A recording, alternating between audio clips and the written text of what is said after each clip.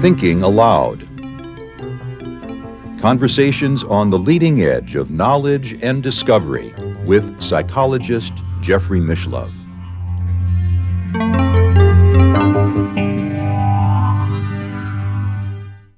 Hello and welcome. I'm Jeffrey Mishlove. Today we'll be exploring logic, science, and the meaning of life. With me is Bernardo Kastrup, who is the author of Rationalist Spirituality, an exploration of the meaning of life and existence informed by logic and science. His other books include Meaning in Absurdity, What a Bizarre Phenomena Can Tell Us About the Nature of Reality, Dreamed Up Reality, Diving into the Mind to Uncover the Astonishing Hidden Tale of Nature, Why Materialism is Baloney, How True Skeptics Know There Is No Death and Fathom Answers to Life, the Universe, and Everything, Brief Peeks Beyond, Critical Essays on Metaphysics, Neuroscience, Free Will, Skepticism, and Culture, More Than Allegory, on Religious Myth, Truth and Belief, and The Idea of the World. Welcome, Bernardo. It's a pleasure to be with you once again. Mental nature of reality. Dr. Kastrup is really one of the foremost proponents of the idealistic metaphysical position. Once again, this interview is being conducted via the internet, so now I'll switch over to that channel. Welcome, Bernardo. It's a pleasure to be with you once again. Great to be here, as usual, Jeff. I'm getting used to this.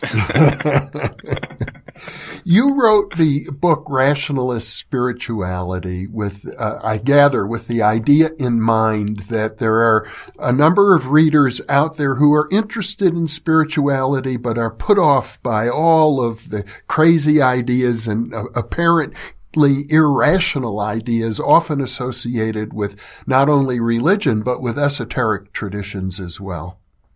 That's right. There is this cultural perception that there is a sort of dichotomy between spirituality and religion, or spirituality and rationality, that somehow anything that is spiritual is by definition not rational. And I don't agree with that. I think you can have a spiritual view of the world, a spiritual way to look upon life, upon yourself and the world, that does not defy rationality.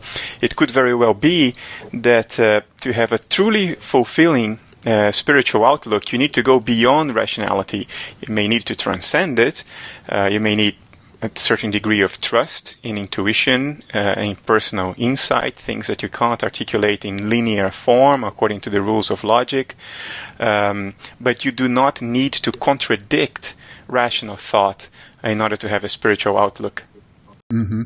Well, isn't that the basic premise behind the study of theology in general? I'm under the impression that theologians attempt to do exactly that, apply logic to spirituality. I'm not necessarily endorsing all of that in the book. I come from a more personal perspective, and I try to put myself in the position of the reader, a regular, more or less educated person in 21st century culture, and I try to figure out and help the reader figure out with me whether there is room in the context of this culture for a spiritual outlook that doesn't contradict the basic axioms of rationality that dominate in the culture. When you go to theology, it's such a broad discipline. You could have the interpretation of scriptures in theology. There is a history in theology that has a historical value, but I'm not sure there is much beyond that, like syllogisms that try to prove the existence of God. I think this kind of thing doesn't make much sense. But if by theology we understand a way to try to reconcile religious intuition, which I'm here calling spirituality because I'm trying to be sort of agnostic of any particular religion. But the underlying intuitions that base religion, if you're trying to reconcile that with a logical, rational framework, then I think theology is certainly a valid area of study. Will you begin your exploration by asking the question, is there any meaning to existence? I think that's the question that we all ultimately ask ourselves, right? I mean, I think it was Jung who said that a human being can bear almost anything, perhaps everything, so long as he can find meaning in it. We can bear a lot of suffering if we find meaning in our suffering, in what we are going through, and we live in a cultural context at this time, the early 21st century, where meaning has basically been extirpated out of our society, out of our culture, out of our joint view of the world, so to say. According to our mainstream views, the universe is a sort of a mechanical contraption driven by chance and some mechanical laws, blind laws, and we are born here for no reason, and eventually we die, and no trace of us will be left given enough time, no trace of anything we did, anything we thought, anything we felt. And then we ask ourselves, what is this crazy thing for, right? I mean, we are meaning-seeking animals. I think Paul Tillich said that already. Viktor Frankl said that as well, the will to meaning. So it is important for us, and I think that's a core aspect of the spiritual outlook, to discern meaning in life and the world. Not only the meaning we project arbitrarily on it, because that's just no meaning, it's something we make up, but some intrinsic meaning in our existence as biological creatures surviving in this world against the second law of thermodynamics. I think it's very important to discern that. And I think a spiritual outlook can provide a window into that landscape of meaning, so to say. You actually come up with a good working definition of what the meaning of existence might be. I'm under the impression that the rational picture that you build upon is based on exactly that the universe does have meaning. In fact, more than meaning, the universe has purpose. Yes, the word meaning is such a nice, flexible word, right? Because it can mean three things. It can mean a purpose, a goal. It can mean significance in the sense of the historical significance of a certain event. And it can also mean sense, denotation, connotation, what it points to. So the word meaning means these three things depending on context. And the way I use it in the book, I mean all three of them, because I think language has captured here something very important, which is the very tight relationship between meaning in the sense of sense, meaning in sense, denotation, connotation, meaning in the sense of goal, purpose, telos, and meaning in the sense of significance. I think these three things are intertwined. I think the meaning of life is the sense of life. It is also its significance, and both are its purpose. The purpose of life is to discern its sense, so to attain significance. So yeah, the book basically circles around this idea of meaning, and it tries to look for a rational framework according to which we can accommodate a perspective towards meaning without defying the basic axioms in our culture about what is considered valid in terms of a valid way of thinking, in terms of empirical basis, and so on and so forth. Yeah. Well, you point out that a lot of mainstream thinkers in philosophy and in science would say there is no meaning inherent in the universe at all. And you counter that argument by suggesting that science itself is incomplete. Science is not really qualified to make such an assertion. Science is the study of the patterns and regularities of the behavior of nature, right? That's what the scientific method has been developed for, and that's all it can study. It cannot tell us about what nature essentially is, or even about what we essentially are. It only tells us, allows us to predict how nature might behave next time around, because nature's behavior is so regular that through experimentation and modeling you can predict it. I think there's a lot more to it, and I think the basis of discerning meaning in life in nature is the realization that consciousness is fundamental, in the sense that we cannot reduce consciousness to something else. We cannot explain consciousness in terms of something else. Consciousness itself is the ground of reality, so to say. We should explain everything else in terms of consciousness. We should reduce everything else to consciousness. Technically, we say consciousness is then the ontological primitive, the sole member of my reduction base. That's the technical terms to explain this, to put this. If we make this move, and if we make this move coherently and rationally, without defying, observation and logic, this opens the door to meaning. Because where does meaning reside? Meaning is a conscious state. Meaning is a state of mind. It's something that we feel, right? If you do not reduce that to something else that is not conscious, to something else that has nothing to do with consciousness, like arrangements of matter and energy fundamentally outside consciousness, if you don't do that, then meaning truly exists. Meaning is a real thing. It's not an illusion, it's not an epiphenomenon, it's not a construct, it's not wish fulfillment, it's not self-deception. It is a real entity, in the sense that it is a state of consciousness that really exists. And the basis of the book is to say, okay, is to argue that consciousness is fundamental, and that the search for meaning is real, because it's a state of consciousness, and that the search and achievement of meaning has to do with consciousness understanding itself. In other words, that the dance of existence may be a way for a universal mind to explore itself, to attain metacognitive knowledge of itself, instead of simply unfolding instinctively, like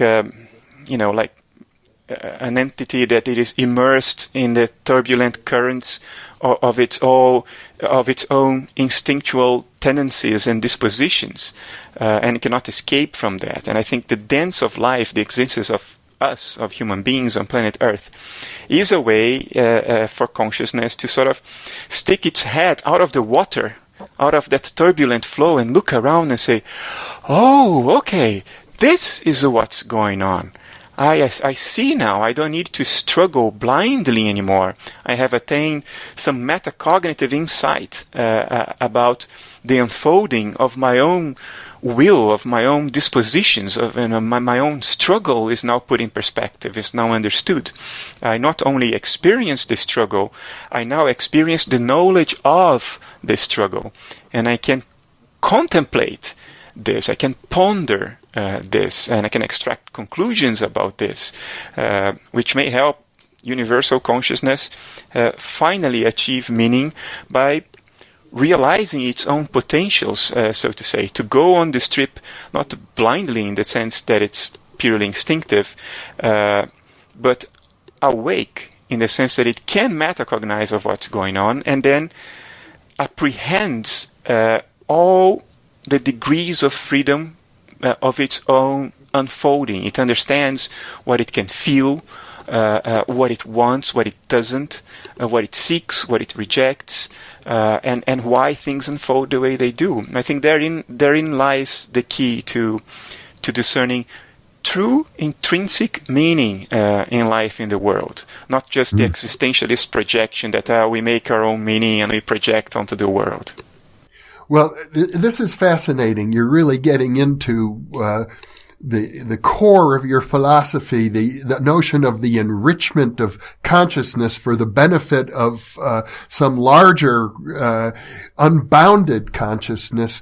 But you make a crucial distinction. I think this is very important between intelligence on the one hand and understanding or meaning on the other. I think that is very, very important. I think I dedicate it's a very short book, but I dedicate the longest chapter to this distinction. You see, one of my backgrounds is computer science, computer engineering. I have worked with artificial intelligence for a while. I've struggled for years with the idea of how to create an intelligent machine. And I'm absolutely convinced it is possible. I mean, 20 odd years ago, we've made progress in this direction. Today, actually, we're not much further in terms of ideas, but the hardware is so much faster that old ideas that didn't work then now work. like deep learning, things that we tried back then, but we just didn't have the hardware to make it work. But what is intelligence? Intelligence, what we call an intelligent machine, is a machine that can process information in a way that is analogous to how we seem to process information. So information comes in, it's processed, something is spit out on the other end, and if you compare what goes in and what goes out, a machine can process this data in a way analogous to what a human being would do for certain limited classes of problems. For instance, playing chess, or processing words, or translation. I mean, Google Translate is spectacularly good today. We could see the progress of that thing over the past few years. But intelligence does not entail or imply insight, knowledge, understanding. Because all that data processing that happens in a computer, at least in principle, does not need to be accompanied by conscious states. In other words, the computer might as well operate blindly. It's not aware of what it's doing. There is nothing it is like to be the computer while it is processing data. But there is certainly something it is like to be me when I am processing data. When I am processing data, I not only spit out an output, I attain insight. I attain understanding, that insight of understanding while I am doing that data processing. And that's the key difference, because it tells us that while artificial intelligence may be entirely possible, it certainly is, we know by now, artificial consciousness may be a completely different story. And in the book I give this example of the Chinese room experiment. I don't know whether you want to go into that at this point, but just to wrap it up here, I think the search for meaning and the realization of meaning has to do with insight, with conscious understanding, not merely with computation. Computation achieves no meaning. There is no understanding there. There is just data crunching. I suppose one of the biggest problems today in science is how consciousness interacts with the physical brain. It seems to be a complete mystery, and you use a wonderful metaphor to try and get at that problem by talking about of all things, the Mars Rover. Yes. Well, I have to make a disclaimer. I am an idealist in the sense that I believe that all there truly is at the bottom of the reduction chain, at the foundation level of nature, all that truly is consciousness. Matter is just a phenomenon of consciousness in consciousness. It's just the appearance of certain conscious processes when observed from a dissociated perspective. That's what matter is. It's just what certain conscious processes look like from a certain perspective. I'm not a dualist. I don't think there is this one thing called matter and this other thing fundamentally different called consciousness, and that they somehow interact. I don't think that. However, I do think dualism is a useful metaphor. And I use it in the book as a metaphor. So before I adopt the metaphor and never go back to idealism, let me just make that bridge right now. To me, what happens is that there is only one universal consciousness. every living organism is a dissociated alter, a dissociated personality of this universal consciousness, in a way analogous to how somebody with a multiple personality disorder has multiple disjoint centers of consciousness that are also called alters. So I think you and I are disjoint, dissociated centers of consciousness, of universal consciousness, and so is every living creature. Now, within us, there can be dissociation as well. I mean, a person can be dissociated. We know that from psychiatry. And the parts of us that we have direct introspective access to, I can access my feelings, I can access my thoughts introspectively. In other words, I know what I'm feeling, I know what I'm thinking, I know what I'm seeing. I have this meta-cognitive access to certain inner experiences of myself. That is what we could call now my consciousness. But it's not only qualia, it's not only what it is likeness, it requires this extra thing called meta-consciousness, or conscious meta-cognition, because that's what we can access introspectively. Now, the rest of me that I cannot access, for instance, I cannot introspect into my liver function. I don't know what's going on in my liver. I don't feel what it is like to be my liver in the way I feel what it is like to be my nervous system. What is it like to be my nervous system? It's what it is like to be me. That's what I can introspectively access. But I don't know what it is like to be my liver. I don't know what it is like to be my kidneys. I cannot introspect into the experiences that correspond to that. So there is an internal dissociation in myself as a human being. So my point is the following. I will bridge to dualism in the following way. I will say that mind is those inner conscious states of my being that I can introspectively access. And matter is everything else. In other words, my mind inhabits my body in the sense that my nervous system inhabits everything else. My muscles, my fat cells, my skeleton, my nervous system is embedded in it and interacts with it. I don't think there is anything more to my muscles and my skeleton and my fat cells than conscious states. I think they're just the extrinsic appearance of conscious states. But I cannot introspectively access those conscious states. So it all works as if they were actually separate from me. So I will call that the matter of my body. And I will call the conscious states that I can introspectively access, that I can metacognize, I will call that my mind. And because my body is made of the same atoms and force fields as the rest of the world of matter out there, the inanimate world, everything else, then we could say body and the rest of the inanimate world, they are all matter. And the conscious states that corresponds to my nervous system, which I can introspectively access, that is mind. So mind inhabits the material world from that perspective. Mm-hmm. So and I think you also point out that we don't have direct access to anything in the material world. Correct. In the same way that we don't have introspective access to what it is like to be our liver. Mm.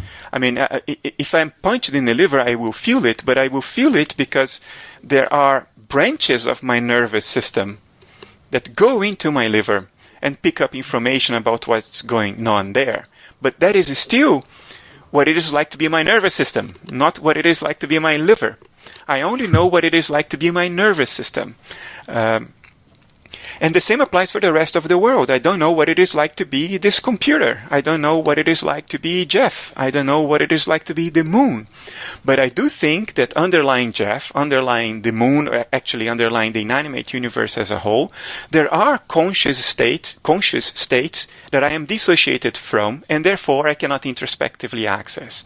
And the inanimate universe is just what those conscious states, mind at large, if you will, look like from my perspective, from across a dissociative boundary. Okay, so that's how I map dualism as a metaphor within idealism. And I think idealism is ultimately true. Dualism is only penultimately true. It's only a metaphor within idealism. But from now on, let's take that metaphor of dualism and let's talk only about the dualism. Okay, well, I introduced the metaphor of the Mars Rover, which I think is very elegant. And I know we could go in many directions from here, but you think our viewers will benefit from understanding that, how you use that metaphor. Yes. Well, I wrote this book years ago, and at the time it was still more or less recent on all the Mars Rover stories, Opportunity, everything that happened back then. I think what is interesting about the analogy is the following. Look at what happened. We wanted to gain insight, to gain knowledge, to gain understanding about a place we couldn't go to, Mars. So we send these robotic explorers, and they become our channel to understand Mars. We experienced Mars through the rovers. Everything we could see of Mars were images acquired by the rovers. Everything we could test or experiment with in Mars was information gathered by the instruments within the rover. Every action we carried out on Mars, like leaving tracks on the soil or drilling into certain rocks, actions we carried out on that planet, were carried out through the rovers. So the rovers were our interface, not only for gathering knowledge, but for interacting with a place that we couldn't otherwise learn about, gain insight into.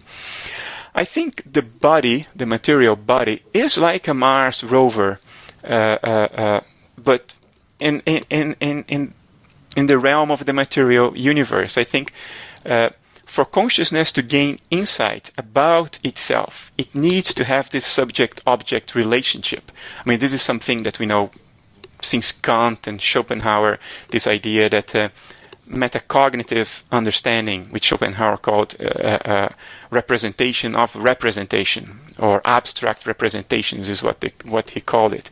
This idea that you have to be a subject separate from a object in order to have this understanding of that object. If you collapse the two into one, metacognition becomes impossible.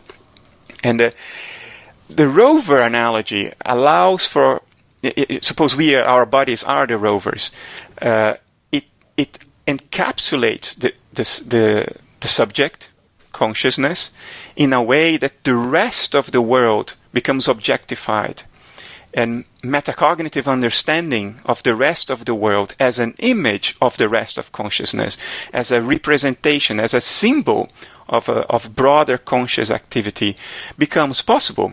So we are like Mars rovers. Our bodies are like Mars rovers for universal consciousness to study and understand itself in an objectified manner. We are here to explore ourselves through the vehicle of the body, so to say. So in effect, consciousness in this analogy would be equivalent to the people at Caltech in Pasadena, California, who are operating the Mars Rover. Yes, that would be the analogy. What we truly are would be the operators of the Mars Rover, so to say. And without the Mars Rover, we couldn't gather the kind of insight that we can through the Mars rover, through the body, because there wouldn't be this objectification, this split between subject and object, which allows for this metacognitive insight, this aha of, oh, now I see what's going on, which requires that you become somehow separated from the object of your insight. Because if you're completely conflated, there is no such aha of understanding. Because what is it that you understand? The understander and the understood are one and the same thing. And metacognition becomes impossible, because metacognition, the basis of metacognition is precisely this split between the experience and the experiencer. So the experience can be reflected on the experience that then ponders about it, like, oh, I am having that experience. But if you are the experience, there is no metacognitive insight. So the vehicle of the body is this vehicle of objectification that allows for the attainment of this metacognitive aha, of this understanding of, oh, this is what's going on. Mm-hmm. Well, all of this leads to a kind of paradox, which is that the consciousness from the idealistic perspective, if the whole material universe is born out of consciousness somehow, you're talking about a very different consciousness than our individual consciousness, something you describe as completely unbounded. And then the paradox is, if consciousness is completely unbounded, how is it that we seem to be limited in our understanding to what this Mars Rover analogy of a body can provide us? I say consciousness is unbound because bounds only make sense in the context of space-time extension, right? You need to extend existence into space and time in order to talk about bounds. If consciousness is in principle at a fundamental level outside space-time, if space-time are just qualities of experience, experiential states of consciousness, then you cannot talk about a bound in consciousness. The physical universe is in consciousness, not consciousness in the physical universe.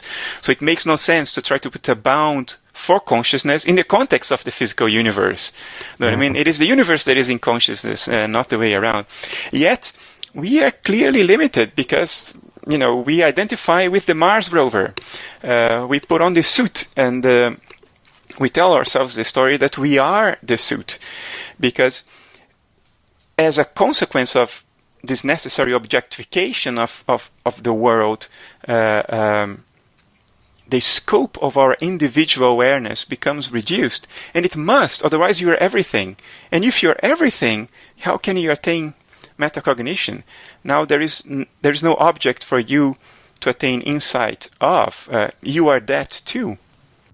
Let's see if we can make a distinction between what you are calling metacognition and what you also refer to in your book, the work of R.M. Buck, his notion of cosmic consciousness. Richard Maurice Buck, I think, is the psychiatrist from the end of the 19th century, turn to the 20th century.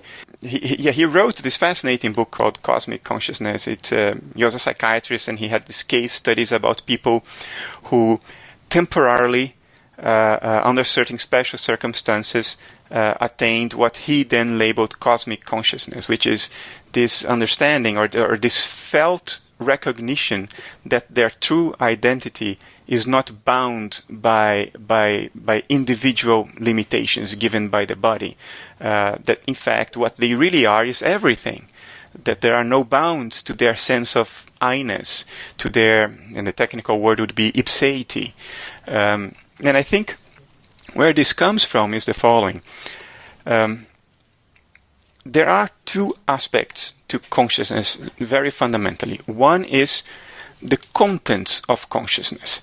The contents of consciousness vary. Particular experiences come and go. I'm looking at the screen now. Later on I will be looking at the sky. And it's a beautiful evening here in the Netherlands today. So the contents of consciousness vary. One day I'm feeling one way, the next day I'm feeling another way. And then there is the dative of experience. The dative of experience is that to which experience is given, that to which experience is disclosed. In other words, the experiencer, the subject of experience. That is, it never varies. There is always one and the same subject of experience. If you eliminate all the contents of your consciousness, all of your memories, everything you know, everything you think, all of your opinions, you eliminate all that. And then check how you feel. And then if I do the same, I will feel exactly like you feel. Because we will both be the pure dative of experience, contentless experiencer. It's just a way to say that there is a subject, even if there are no contents of experience. Even if the subject is experiencing nothing, there is still the dative of experience. That to which experience will be given once it happens. And there is still something it is like to be the pure dative of experience. That would be the experience of pure subjectivity, of pure being. Before you experience anything, you experience I am. That is the dative of experience. This center of awareness around which the world unfolds as a series of experiences. And the claim is that center is the same in you, is the same in me. It's identical. It's not differentiated because only certain contents allow it to differentiate by identifying with those contents. I think what Richard Maurice Buck realized is that some people attain the ability to identify directly with the dative, the pure dative, and not with particular contents. In other words, not with the story of Jeff, not with the story of Bernardo, not with the memories of Jeff, not with the memories of Bernardo, not with the opinions of Jeff or the opinions of Bernardo. And the moment you disconnect from this false identification with contents and you identify with the pure dative, then suddenly you are everything. And I think that's the original state of our consciousness, because we are the universal consciousness, prior to dressing this suit, prior to getting to operate the Mars Rover. That's the root of us right now. And you describe that as a direct experience rather than as an indirect inference. I think it works both ways, but of course the direct experience is the only one that really is juicy. It's the only one that is really transformative. It's the only one that you would truly believe. The other one you may accept on rational and conceptual grounds. You may even say, well, it is true. But you don't feel it is true. It's a conceptual conclusion. It's not a direct experience. I think only the direct experience is truly transformative. And I think it is accessible to all of us. I know Buck in his book on cosmic consciousness talks about people who have, in this experience, it's not vision through the eyes, but they describe it as 360-degree vision. They can see in every direction, infinitely far. They're just like at one with everything. It's obviously an ineffable experience, but that's often how it's described. Yeah, I think people. I think it's delicate. Let me tell you what I think about it, since you triggered me now. If these were entirely possible, that as the universal dative of experience, without the meat suit, without the Mars Rover, without the body, that we could in fact literally see everything and hear everything and understand everything, then I would argue we don't need the meat suit. We don't need the Mars Rover. This whole thing is a cruel play. Why is this happening? I think what happens is that when they are in that state of cosmic consciousness, they cognize something that is completely ineffable. They do not meta-cognize that when they are in that state, but they carry vestiges of it back to the state they have when they are in the body. And it's only when they are in the body that they look back at those vestiges, those memories that are ineffable, and they coat it with a conceptual framework. They give words to it. Those words are necessarily metaphors. Even if they claim otherwise, I think they are necessarily metaphors. I saw everything. No, you haven't seen anything. You didn't have eyes. Eyes are a thing of the Mars Rover. It's the little cameras on the Mars Rover. Know what I mean? You became directly acquainted with something that you call seeing once you're back. Because that's the only word you have. That's the only thing language allows you to say. Because you don't have words for direct acquaintance. Language didn't evolve to capture that idea, to capture that experience. Language evolved here. On Mars, with the Mars rovers going around. And I think most people do not have the subtlety to make this differentiation when they are communicating their experience. And they are not to be blamed. They only have the language they have, and they're struggling to say whatever they can say about something that is fundamentally, almost by definition, ineffable. So I think what happened is that they become acquainted with everything. It's not seeing. It's a different form of cognition. It's not meta-cognition either. There is no separation between subject and object. You cannot attain that insights of that, this is what's going on, because that requires objectification. They just become directly acquainted, and they carry a memory of that, a vestige of that in the form of a memory, which they then process once they are back in this state of consciousness. They attach concepts to that, they process those concepts, and then they spit out a statement or a description that we should take with a grain of salt, because that's by definition a metaphor already. Well, another, I think, brilliant argument that you raise, which is crucial to the point you're trying to make here about the meaning of the universe and the purpose of existence, you draw upon the information theory of Claude Shannon to point out why existence as we know it is really necessary.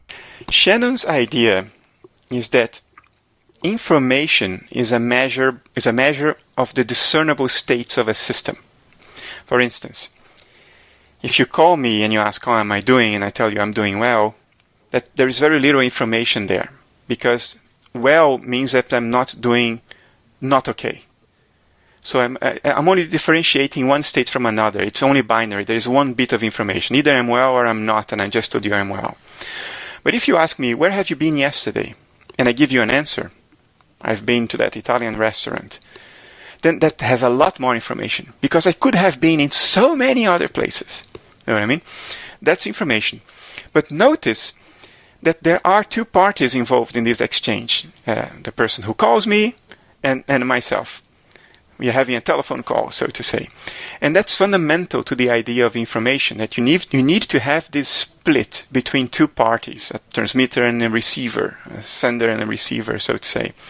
This is what allows you to objectify something and gather information about it. You need to have a sender, you being the receiver, in order to learn information about that. And I think that's what the meat suit does. That's what the Mars Rover does. It creates this split, this object-subject split, which allows for the rise of information. And insight arises from the conscious processing of that information. The intelligent processing of that information when accompanied by conscious states. That's where insight arises from.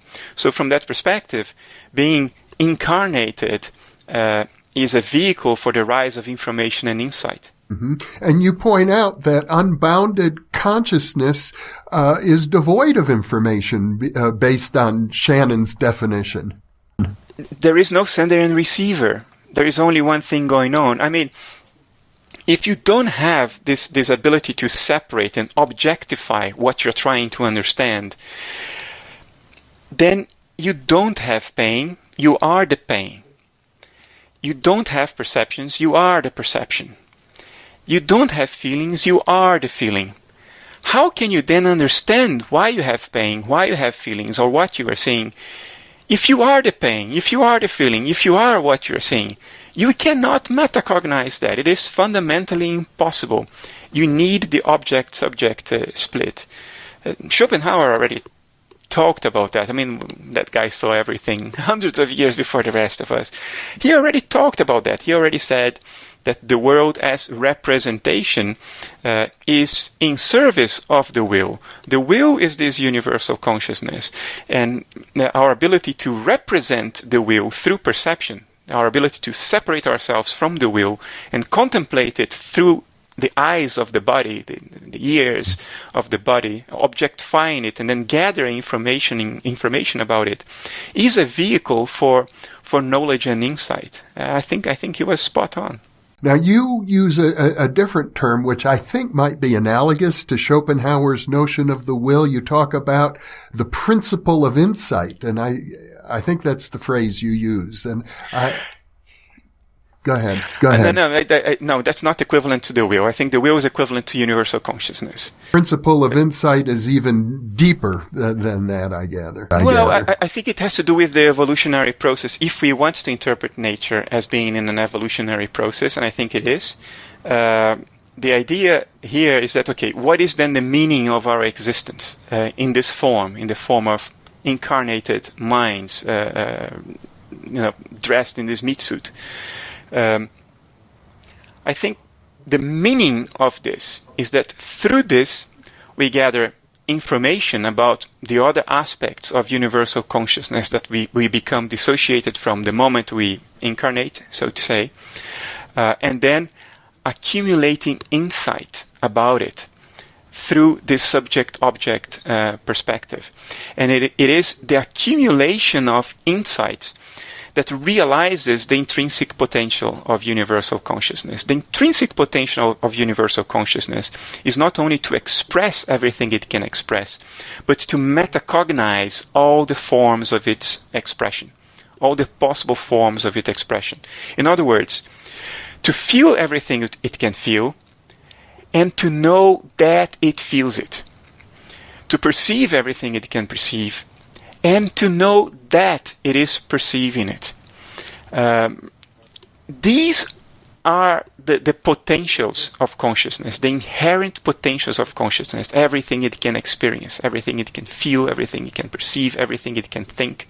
And through us, these potentials are realized and metacognized, and they are metacognized through the insight of understanding. So I think the meaning of our lives here is to accumulate these insights of understanding. Every insight of understanding we have about the world contributes to the universal telos, to the universal goal of consciousness.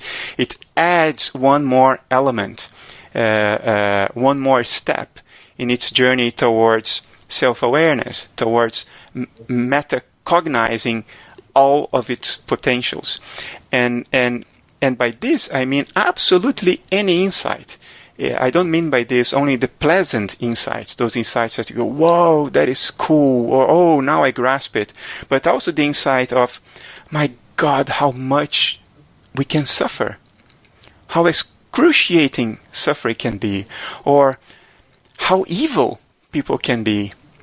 This is also an important insight of understanding. Here we have universal consciousness looking at itself through the objectification that is allowed by incarnation. One piece of universal consciousness, me, looking at another piece of universal consciousness, say a criminal, and realizing that is also a potential of universal consciousness. That is also something universal consciousness can express. It is intrinsic to it that it can express itself in that way too. And that's not a pleasant insight. It's certainly a sobering insight. But I think we must recognize this. I mean, evil and suffering, these are parts of nature. I mean, they are abundant. To pretend that they are not part of the potentials of universal consciousness is at least naive. And I think it is part of this universal journey to gather an insight about that too, to recognize that too in Jungian terminology, to acknowledge the collective shadow, to acknowledge that this is also part of what we fundamentally are. Not me as a person, but certainly me as the universal dative of experience is capable of that. And to develop a metacognitive understanding of that in a morally neutral manner, I think is important. Now you have enunciated the meaning and the purpose of existence itself. I think that's brilliant, Bernardo. But you even go further because you suggest that if your argument is correct, that necessarily implies something akin to what the mystics have called the Akashic records. I think, well, there is a better argument in the book, but I'll flip the argument around because it's easier. If all these insights that we accumulate as incarnated minds, incarnated consciousnesses, or dissociated alters of universal consciousness, if these were all lost when we left the Mars Rover, when we left the body upon death, then all this struggle would be for nothing. All the progress we make would be lost upon death. I think what truly happens is that this idea of loss, it's a space-time bound idea, which is dependent on incarnation. It's dependent on assuming this bodily form or inhabiting this body like the nervous system inhabits this colony of cells that sort of encapsulates it.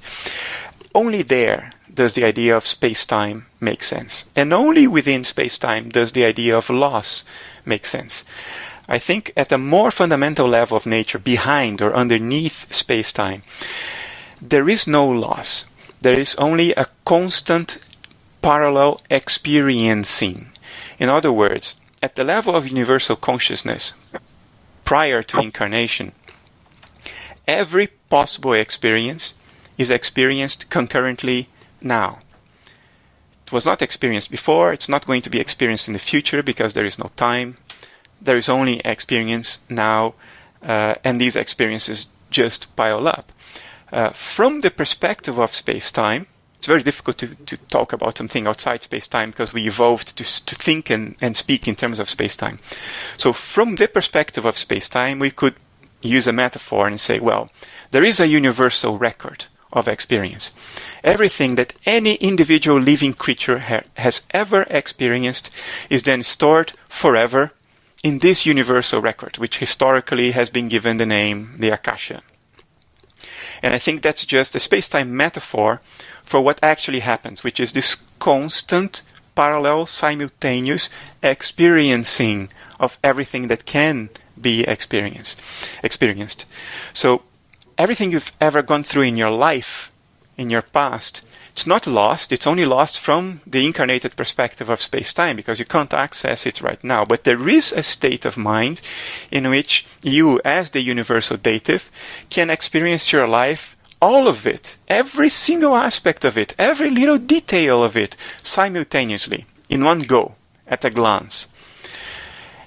And that is equivalent, from our little perspective here, as a sort of universal memory. Because the information is never lost. Where is it going to go? There is no time. It doesn't go anywhere, right? You don't address this in this particular book. In fact, I haven't read in any of your books thus far that you address this, but I'm curious. So I have to ask you, what about the future? Are you saying that the future already exists in universal consciousness? I just, what a synchronicity. I am... breaking news now, okay? I was not planning to say this until after the fact, but I can't resist it now. I just had a second PhD thesis approved. I'm going to be defending a second PhD shortly, in April. The thesis is approved. It's a done deal. It's just a ceremony to defend it. Congratulations. Thank you. Actually, the thesis is about the core ideas of my work. Which I figured, no, I've published so many papers already. Why not just put them together and submit a thesis? And I did it, and the university has accepted it. Mm-hmm. I was having this discussion with one of the members of the committee, and he asked me precisely that, because he was trying to pin me down on my ontological position regarding time. You know, there are two main ontologies of time. One is called presentism, which is the idea that only present things exist. And now past things and future things don't exist. They are just expectations and memories. They don't really exist. And there is this alternative ontology, popularly called the block universe idea, but formally called eternalism, which is the idea is that all time is equally real. Past things are equally real as present things. And future things are also just as real as present things. That past, present, and future exist as a block, and we are just traversing that block. But the block itself, that loaf of bread that we partition to tell what the present is, the entire loaf of bread exists at once. And this seems to be an implication of the theory of relativity. The jury is still out, but it seems to be an implication of the theory of relativity. And then this member of the committee started telling me that, it looks like you're oscillating between the two. Sometimes you argue like you are a presentist. You say, there is only the now, the eternal now. You know, there is no future, there is no past. And sometimes you argue as if you are an eternalist, because you say that the past is equivalent to the present and is equivalent to the future. So let me be very specific, as I have been now by making the last correction to the thesis to satisfy this comment. I think ontologically, in terms of what really exists, there is only the now. And I don't want to use the word present, because if I use that word, it seems that I am already acknowledging past and future. I don't. I think there is only ever the now. Everything happens in the now. You never experience anything outside the now. If you experience your memories, you're projecting that they correspond to the past, but the experience of memories happens now. You can think about the future, you can make predictions, you may have expectations, but you experience those expectations now. The images, your imagination about the future is experienced now, and so is the experience of your memories. And then you say, oh, well, you're a presentist. No. Because I also think the past is just as real as the present, insofar as the experience of memories also happens now, just as my experience of this screen in front of me happens now. My memories are an experiential state in the now, just as my current perceptions are experiential states in the now. Just as my expectations and fears and anxieties about the future and hopes about the future are experiential states in the now. So I think I think what we label, the experiences we label as past, present, and future are all equally real. They are all experiential states experienced in the now. But ontologically, past and future are just theoretical abstractions. They help us talk about these now experiences. They help us categorize our experiential states into memories, expectations, and perceptions, or current thoughts, whatever. It's just a handy tool. I don't think there ontologically is anything that is outside the now, either in the past or in the future. In other words, to simplify things, you don't subscribe to the block universe. That's what I was trying to avoid. I didn't want to be labeled that way. So I went to...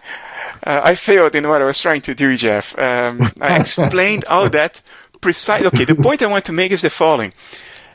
This partitioning of the conceptual space between presentism and eternalism is not suitable for my position. There are many ways you can partition this conceptual space. One of them is eternalism and presentism, but I don't subscribe to this partitioning because, you understand what I mean? I think someday we could have a lengthier discussion just about time. Another alternative is the conventional view that time is moving forward in one direction only. That's an alternative, but even that could be framed as presentist or eternalist as well. I think with the block universe, with eternalism, I have the following position. There is an ontological equivalence between past, present, and future. Okay, let me be more specific. What we call the past, the future, and the present are just experiential states that are experienced now. From that perspective, they are all equivalent. So what we label as past, present, and future, in my mind, are equivalent and all equally real. With that, I go with eternalism. But I don't think there is this separate entity outside the now that we call the past, or this separate entity outside the now that we call the future. I don't think they are there. I think what we call past and future are just certain types of experiential states in the now. When I use the phrase "the block universe" in my mind, I'm picturing like a big block, like an ice cube, and we're moving along like a line across this block, and so we move from past into the future, which as a parapsychologist, I'm interested in precognition and the fact that occasionally people come up with vivid, accurate descriptions in great detail of future events for which there is no normal explanation. It implies, to a naive mind like my own, that the future has already happened. I think we are fundamentally limited by our current conceptual frameworks. We partition reality according to certain conceptual structures that we then project onto reality, and we tile it with those conceptual structures. And then we mistake reality for that tiling. We mistake reality for the names and the divisions and the partitionings we do with it. And sometimes we even lose sight of the fact that there is a lot more space there than what we covered with our little concepts. There are lots of unexplored holes in reality that are not covered by our conceptual web. And I think time is one of these glaring holes. I think our limited conceptualization of what time is leads to all kinds of artifacts. I think it is possible to, and I say that because of empirical reasons, personal experiences or experiences of people very close to me that I have witnessed. I think it's empirically a fact that the future can be seen and can be anticipated, sometimes with astonishing degrees of accuracy. I think it's an empirical fact that we can acquire knowledge across space that transcends the possibilities of the senses. But I think the language we quote this realization with is contaminated by a limited conceptualization of space and time. We have a limited and limiting as well understanding of space and time, and we conceptualize it in a limited way. Even the idea of survival, the survival of the personality, in other words, survival not only of the dative, because that of course survives, it's the only thing that exists, where is it going to go? But also of the story of the personal self, the survival of that story of the personal self that people conceptualize in terms of a soul that leaves the body. I mean, I'm guilty of this kind of metaphor in this book.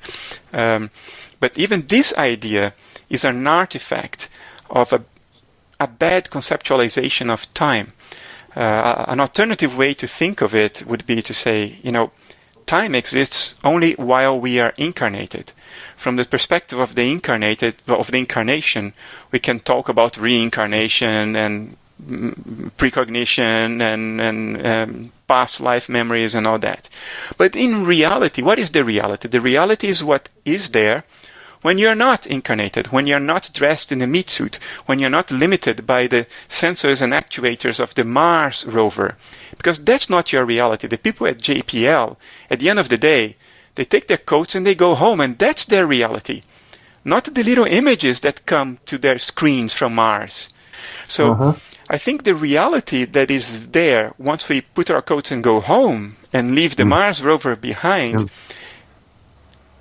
time from that perspective is a very, very different thing than we conceptualize here. And from that perspective, the language would be very different. We would not talk about a soul leaving the body and coming back. From that perspective, you never cease to be Jeff. The story of Jeff is one of the concurrent experiences in the Akasha that never goes away. It has never started. It will never end. It's always there. Jeff is always there. Not because Jeff's soul left his body and eventually will reincarnate again. No, because Jeff can never cease to be, because it's a set of experiences that are being concurrently experienced by universal consciousness outside a space-time framework. I think that's a much more productive way of talking about survival, that the story of Jeff fundamentally exists outside space-time, than the idea of a more or less objective soul, a kind of gaseous thing that floats out of the body and goes some other place and can be communicated with. I think it's more productive to think in terms of an expansion of consciousness and an attainment of cosmic consciousness through which we become acquainted with the concurrent experiences in the Akashic record that are outside time. And therefore, there is no future, there is no past, there is no point in talking about these things. And of course, I get what you're saying, but there is no Jeff really either. Correct. Jeff is a story. Yeah. But the story is experienced. So whatever Jeff is, even if it is a story, The story will continue, but the name Jeff is going to drop away. Well, we shouldn't even say it will continue, because it will continue means that it will have extension in time. But what we are saying here is that there is no time. The story of Jeff is. I get it. Yeah. Let me shift once again, Bernardo, to the principle of insight that we talked about a little earlier. Martin Luther King once said, the arc of history is long, but it bends toward justice. And I think what you're saying is something similar. The arc of history, and here we are back in time again, bends toward insight. I think it's an inevitable thing. I think the realization of the meaning of life is inevitable. Because even if your life is crap and everything is going wrong, you are experiencing that. There is a realization, this is happening to me. I am profoundly unhappy. This shit can happen. Nature allows for this. Even if your whole life is full of suffering, that's an insight. Nature allows for this. There's something in nature that allows for this to happen. And people inevitably think about what they are going through. Actually, nothing is more effective than suffering to trigger meta-cognition. When everything is going okay, and you're happy, and everything's turning out well, you don't stop to think about it. You just go with the flow. You become sort of you become like my cat, you're just experiencing, and you're all happy, and you're surfing, you're riding the wave of life, but you're not examining it, that old metaphor, the unexamined life. Nothing's better than suffering to force you to, stop, look, what the hell is going on here? How did it come to this? How is this possible? What's going on? What do I make of this? So I think this arch back to insight is not even an arch back, it's a continuum. We never leave the space of insight. Whatever happens in your life, you never leave that space. Whatever happens in your life, you're always contributing to the achievement of the final goal of this whole dance. Maybe in very unpleasant ways, but those are particularly meaningful. I think we've covered most of the important points in this wonderful book of yours, Bernardo. I know the conversation is fascinating, and we could go on for a long time, but I do think we've kind of touched on everything, and I want to encourage our viewers to take a look at the book if they have further interest, because obviously in a conversation like this we can never be as precise as you are in the written form, which people who are really interested in the logic will want to know those details. But thank you so much for being with me. Thanks for having me, Jeff. Thanks so much.